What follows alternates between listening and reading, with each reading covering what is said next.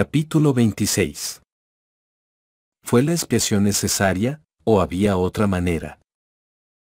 La necesidad absoluta de la expiación. Amulek enseñó sobre la necesidad imperiosa de la expiación. Porque es necesario que se realice una expiación, pues según el gran plan del Dios eterno, debe efectuarse una expiación, o de lo contrario, todo el género humano inevitablemente debe perecer. A la conclusión de la vida del Salvador, él mismo reafirmó la necesidad absoluta de la redención inminente. Cuando los sacerdotes y los ancianos se enfrentaron a él en el jardín, el Salvador le mandó a Pedro que envainara su espada y le recordó acto seguido su capacidad para convocar a más de 12 legiones de ángeles si fuera necesario. Entonces, el Salvador aportó la razón de aquella contención. ¿Cómo, pues, se cumplirían las escrituras de que así debe suceder? Aarón sabía que cuando un hombre pecaba, no podía levantarse espiritualmente por sí mismo, y enseñó.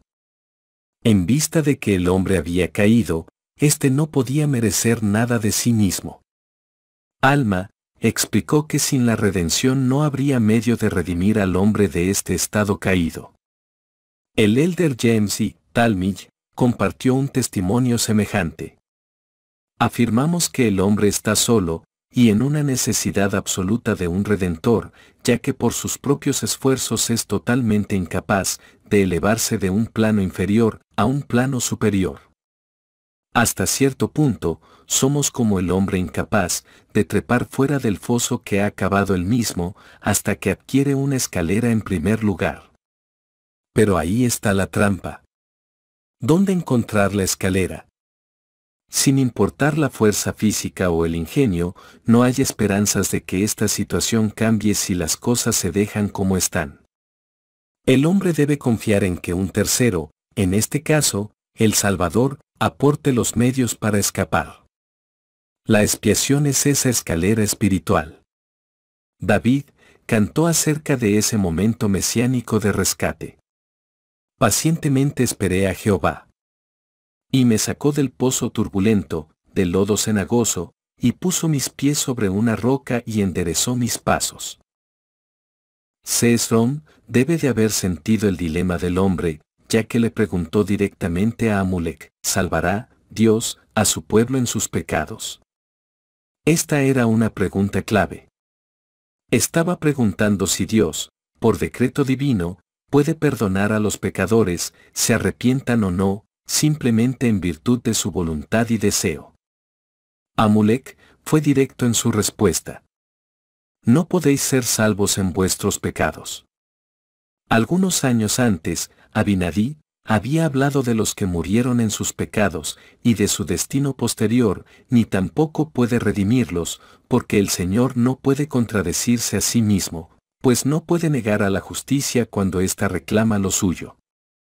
Dicho de otra manera, Dios no podía redimir a los hombres en sus pecados porque las leyes de la justicia, que él obedece, no lo permiten. John Taylor ofreció la razón de este cumplimiento divino.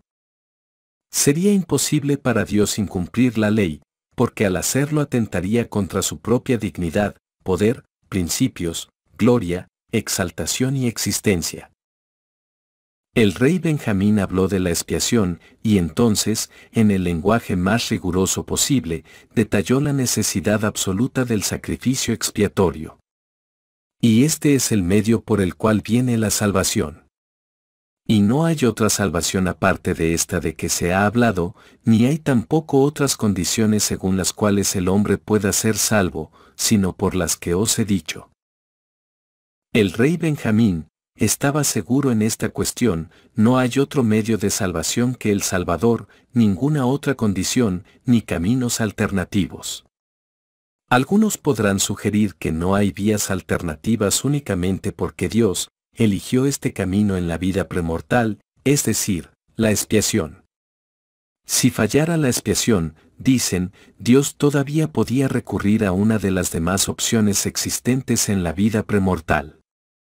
El lenguaje del rey Benjamín, no obstante, parece no incluir la opción de un plan B claramente afirma que con la excepción del Salvador y su expiación, no hay otras condiciones según las cuales el hombre pueda ser salvo. No parece que Dios eligiera la mejor alternativa, más bien, parece que esta era la única opción para la redención del hombre. En pocas palabras, no había ni un camino más sencillo, ni alternativa alguna a la expiación de Jesucristo. Pero, ¿por qué era necesaria una expiación? Quizá fuera necesaria para cumplir alguna ley inmutable, por ejemplo, una de esas leyes que siempre han existido, y que permanece inmutable a lo largo de la eternidad.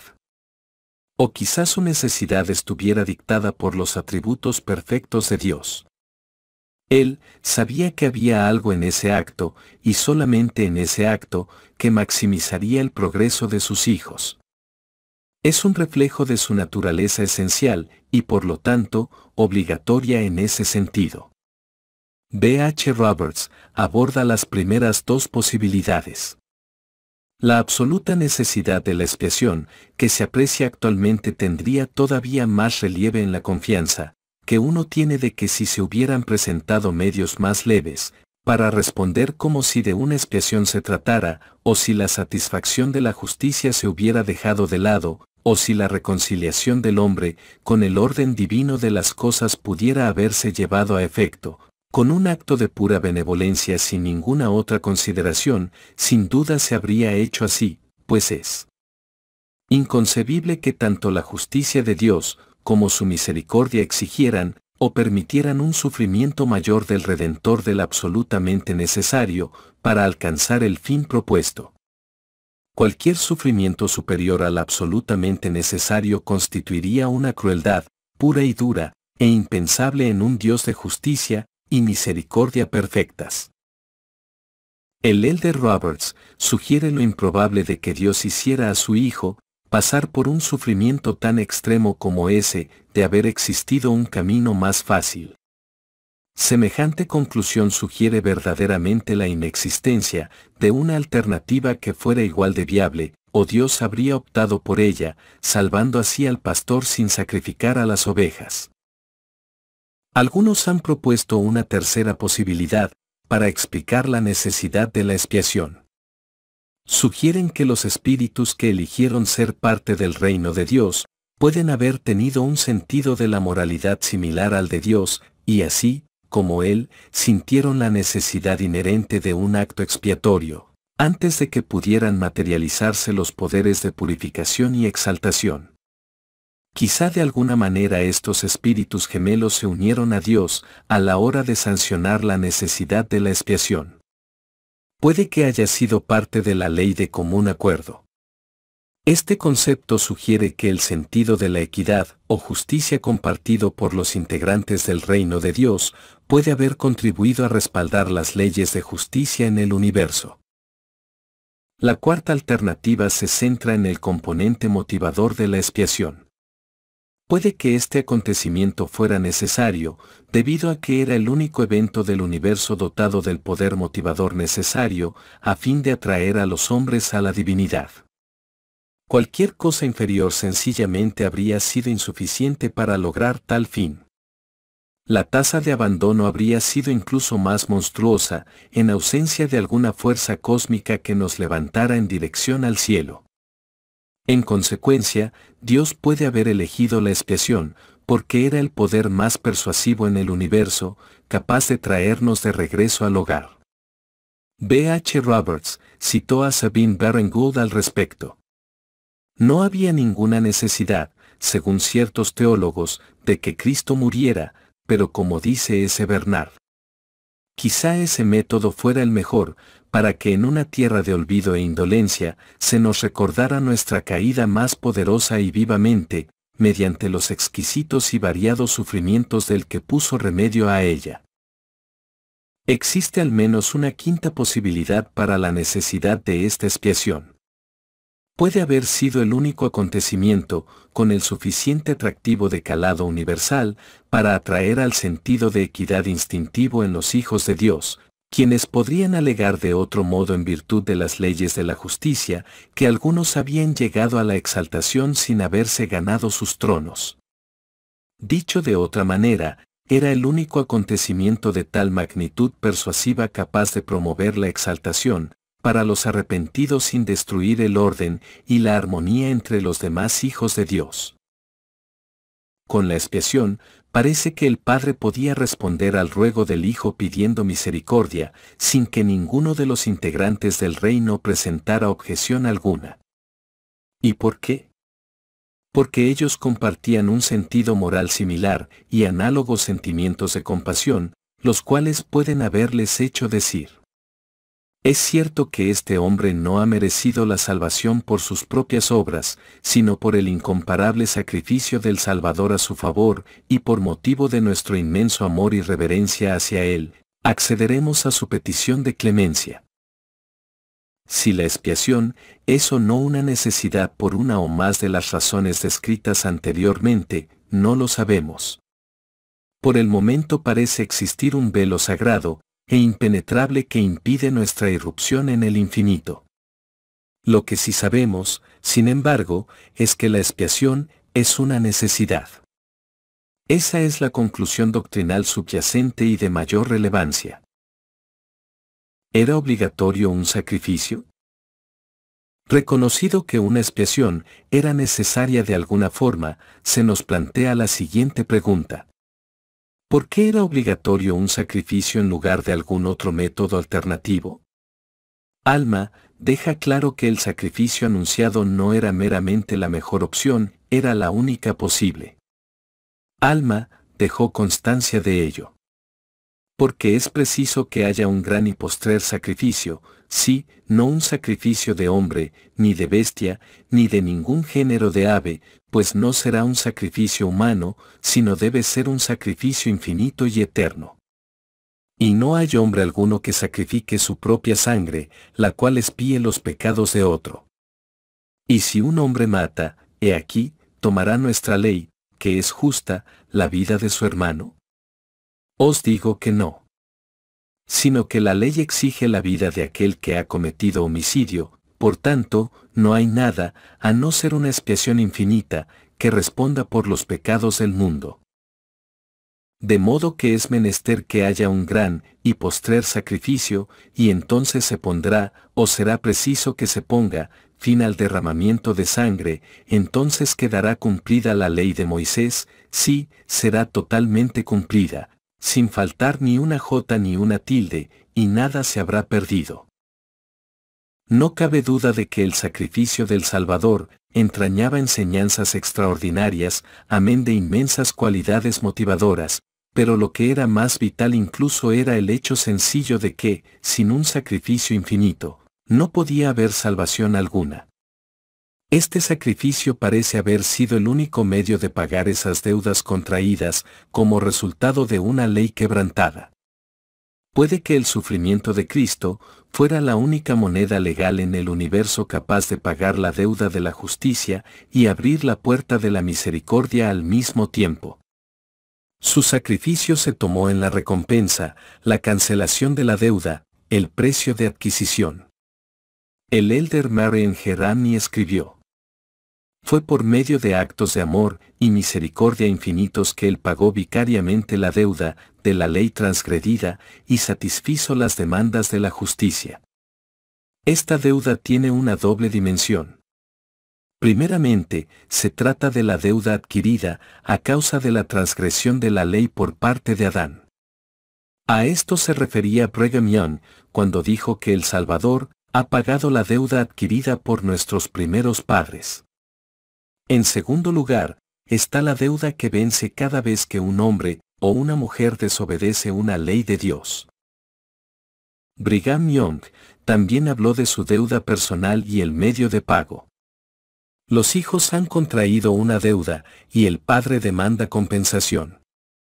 Él les dice a sus hijos en esta tierra, quienes están sumidos en el pecado y la transgresión, es imposible para vosotros devolver esta deuda.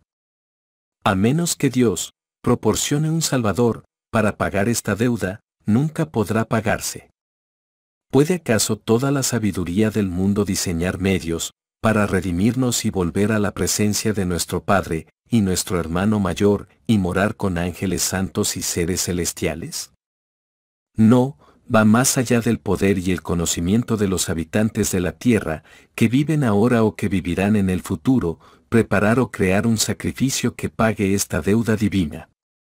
Pero Dios lo proporcionó, y su Hijo la ha pagado. Mormón enseñó que el Salvador ha subido a los cielos para reclamar del Padre sus derechos de misericordia porque Él ha cumplido los fines de la ley. Por tanto, Él aboga por la causa de los hijos de los hombres. El Salvador pagó la deuda, y por lo tanto poseía el derecho de reclamar misericordia en nombre de cada deudor. En este sentido, Cristo fue el campeón de la causa de todos los hombres, siempre y cuando el hombre en cuestión tuviera fe en Él y se arrepintiera. Las Escrituras enseñan que fuimos comprados por precio, y que el Salvador dio su vida en rescate por muchos. Su repago generoso abrió una nueva puerta, o, como enseñara Amulek, provee la manera de tener arrepentimiento. Ciertamente hemos de pagar el precio de nuestra propia insensatez, de la cual no hay escapatoria, pero la expiación nos proporciona un programa de pago alternativo basado en la misericordia, no en la justicia exclusivamente. Con la expiación, se nos presenta una elección. O pagamos el precio de la justicia, que es intransigente e inflexible en sus exigencias, o pagamos el precio del arrepentimiento, según lo ha definido el Salvador. Esto no implica que la persona que se arrepiente escapa a todo sufrimiento, más bien, que ahora tiene un nuevo acreedor, el expiador, al cual él ganó por su propia sangre. Sin duda, el sacrificio de Cristo era necesario para satisfacer las demandas de la justicia. Quizá otra razón de este sacrificio se encuentra en sus poderes inherentes para la motivación. Puede haber sido el medio máximo de atraer a Cristo a todos los hombres. Amulek también nos dejó una observación reveladora acerca de la finalidad del sacrificio expiatorio. Es el propósito, el objetivo de este último sacrificio, poner en efecto las entrañas de misericordia. Es decir, la magnitud del sufrimiento fue tan intensa, tan profunda, tan abrumadora e inclemente que quizá todos los espíritus del universo, incluso los más empedernidos, deben de haber gritado en un coro cósmico, «Ya basta». El conjunto de los espíritus de las creaciones de Dios debe de haberse conmovido de tal manera, impresionado por la intensidad formidable de los suplicios de Cristo, que cedería a su petición de aceptar al arrepentido, no porque mortal alguno hubiera ganado semejante derecho, sino porque Cristo, y solamente Él, lo había conquistado para ellos. El sacrificio expiatorio puede haber sido el único catalizador susceptible de llevar al hombre a un consenso de esa naturaleza. Cabe reiterar que este concepto se apoya en la posibilidad de que las leyes de la justicia y la misericordia en el universo sean dependientes, al menos parcialmente, en un sentido de la equidad o la justicia común a los integrantes del reino de Dios. ¿Era el Salvador el único cordero posible para el sacrificio? Una última pregunta se centra en la cuestión de si el Salvador era o no el único, o si era sencillamente el mejor, para desempeñar el papel de cordero expiatorio. Hace algunos años, Robert J. Matthews estaba debatiendo el asunto de si había habido o no un plan alternativo, otro Salvador, un hombre de reserva. Dice que la siguiente conversación se desarrolló en un grupo de docentes mientras se exploraba este asunto. Noté que ellos mantenían firmemente la opinión de que, si Jesús hubiera fallado, habría existido otro medio para lograr la salvación. Reconocían que cualquier otro método sería probablemente más arduo sin Jesús, pero, según decían, el hombre podría haberse salvado a sí mismo a la larga sin Jesús, de haber fallado el Salvador. Estos maestros estaban diciendo, en efecto, que Jesucristo era una comodidad, pero no una necesidad absoluta. Yo les contesté en sentido contrario citando Hechos 4:12, donde leemos estas palabras de Pedro. Y en ningún otro hay salvación, porque no hay otro nombre bajo el cielo, dado a los hombres, en que podamos ser salvos. Su réplica fue que Pedro había dicho esto después de que la expiación y la resurrección de Cristo fueran hechos consumados, y que por lo tanto, ahora no hay otro camino, pero que, si Jesús hubiera fracasado en llevar a cabo la expiación, continuaron razonando, tendría que haber habido otra alternativa, y la habría habido. El hermano Matthews dijo que protestó contra sus conclusiones, pero no fue capaz de pensar en ese momento en una referencia de las Escrituras para refutarlas. Más tarde, siguió diciendo que habría sometido los siguientes pasajes a su consideración. Encontramos en Moisés 6:52 la referencia más temprana que conocemos al hecho de que no hay otro nombre, más que el de Jesucristo, por el que se obtenga la salvación. El Señor le dice a Adán que debe bautizarse en el agua, en el nombre de mi Hijo unigénito, el cual es Jesucristo, el único nombre que se dará debajo del cielo mediante el cual vendrá la salvación a los hijos de los hombres. Y tenemos 2 Nefi 31:21. No hay otro camino, ni nombre dado debajo del cielo por el cual el hombre pueda salvarse en el reino de Dios. Pero la expresión más clara de este concepto es la del rey Benjamín, que cita las palabras de un ángel del cielo. No se dará otro nombre, ni otra senda ni medio, por el cual la salvación llegue a los hijos de los hombres, sino en el nombre de Cristo. El valor de estos pasajes reside en que se pronunciaron antes de que se produjera la expiación. Esta circunstancia les otorga más fuerza y concentración de los que tendrían si se hubieran registrado con posterioridad. El hermano Matthews se estaba limitando a ofrecer una muestra representativa de pasajes de las Escrituras que apoyaban esta tesis. Más de 800 años antes del nacimiento de Cristo, el Salvador anunció su condición singular como el Redentor. Yo soy Jehová, y fuera de mí no hay quien salve. Leí, vio en el horizonte temporal, a 600 años de distancia, la época de la venida del Mesías. Todo el género humano se hallaba en un estado perdido y caído, y lo estaría para siempre, a menos que confiase en este Redentor. Poco después, un ángel confirmó que todos los hombres vengan al Salvador del mundo, o no serán salvos. En su sermón de despedida, Leí le recordó a su familia nuevamente que ninguna carne puede morar en la presencia de Dios, sino por medio de los méritos, y misericordia, y gracia del Santo Mesías. Jacob no lo podía haber dicho más claramente. Mi alma se deleita en comprobar a mi pueblo que salvo que Cristo venga, todos los hombres deben perecer. Nefi profetizó que el día de la restauración de los judíos llegaría solamente cuando éstos no esperen más a otro Mesías, porque no hay sino un Mesías, de quien los profetas han hablado, y ese Mesías es el que los judíos rechazarán. El rey Benjamín les imploró a sus conciudadanos que tomaran sobre sí el nombre de Jesucristo. Y entonces les dio la razón.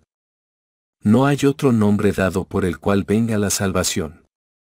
Unos años antes, Abinadí expuso, con poder ferviente, ante Noé y sus depravados sacerdotes todo lo relacionado con el poder salvífico del Santo. Si Cristo no hubiese venido al mundo, hablando de cosas futuras como si ya hubiesen acontecido, no habría habido redención. Aarón predicó la misma verdad a los amalequitas. Que no habría redención para la humanidad, salvo que fuese por la muerte y padecimientos de Cristo y la expiación de su sangre. Amulek dio su testimonio de la venida de Cristo y explicó acto seguido la necesidad de un sacrificio infinito y eterno, porque no hay hombre alguno que sacrifique su propia sangre, la cual expíe los pecados de otro. En tiempos modernos, el Señor ha confirmado su misión única como Redentor, porque el Señor es Dios, y aparte de Él no hay Salvador. Uno puede buscar otro Redentor, podrá especular en cuanto a otras posibilidades, pero todo será en vano. El Salvador no solo es el mejor candidato, Él era mucho más, era el único candidato. La razón es muy sencilla. Era el único de los hijos del Padre en venir a la tierra dotado de cualidades divinas infinitas y por lo tanto poseía el poder infinito necesario para llevar a cabo el acto expiatorio. Cualquier otro carecía del poder y de los medios para vencer las dos muertes, la física y la espiritual.